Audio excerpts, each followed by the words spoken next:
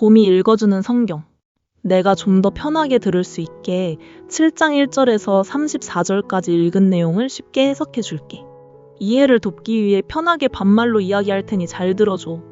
노아의 방주 이야기는 우리가 성경에서 가장 많이 들어본 이야기 중 하나야.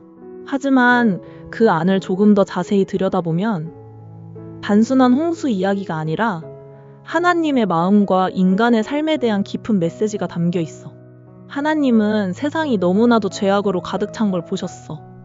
사람들은 욕심과 폭력에 빠져 서로를 해치고 하나님의 뜻은 안중에도 없었지. 그래서 하나님은 땅을 심판하시기로 하셨지만 그 가운데 의롭게 살던 한 사람, 바로 노아를 주목하셨어. 노아는 다른 사람들처럼 타락하지 않고 하나님 말씀을 따라 순종하려 했거든. 하나님은 노아에게 말씀하셨어. 너와 네 가족은 방주에 들어가라. 정결한 짐승은 7쌍씩, 부정한 짐승은 1쌍씩, 그리고 공중의 새도 데려가라. 내가 7일 뒤에 40일 밤낮으로 비를 내려온 세상을 물로 덮을 것이다. 노아는 그 말씀을 그대로 따랐어. 사람들이 보기엔 미친 짓처럼 보였을지도 몰라.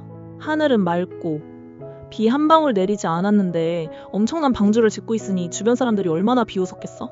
하지만 노아는 흔들리지 않았어. 그는 하나님의 말씀을 믿고 방주를 지었지. 드디어 7날이 지나고 하늘에서 비가 쏟아지기 시작했어. 무려 4일 동안 밤낮으로 비가 내리고 땅속 깊은 샘도 터져나오면서 온 세상이 물에 잠겼어. 가장 높은 산까지 물이 넘쳐 흘렀고 방주 안에 있던 노아의 가족과 짐승들을 제외한 모든 생명이 물에 휩쓸려 사라졌어. 이 장면은 참 가슴이 먹먹해. 성경은 단순히 심판을 기록하려는 게 아니라 하나님의 마음의 아픔을 보여주는 거야. 마치 자기가 직접 만든 것을 무너뜨릴 수밖에 없는 부모의 마음 같은 거지. 내 생각은 창세기 7장 말씀을 읽으면서 방주를 준비하는 노아의 모습이 참 크게 다가와. 그는 사람들의 비웃음 속에서도 흔들리지 않았어.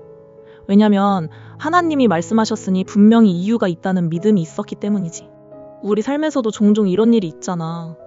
다른 사람들 눈에는 전혀 이해되지 않는 선택을 내가 해야 할 때가 있어. 신앙이 없는 사람들에게는 우습게 보일 수도 있고 심지어 바보 같아 보일 수도 있지. 그런데 결국 시간이 지나면 그 선택이 옳았다는 걸 알게 되기도 해. 창세기 7장은 결국 우리에게 이렇게 말하는 것 같아. 심판 속에서도 구원의 길은 항상 있다.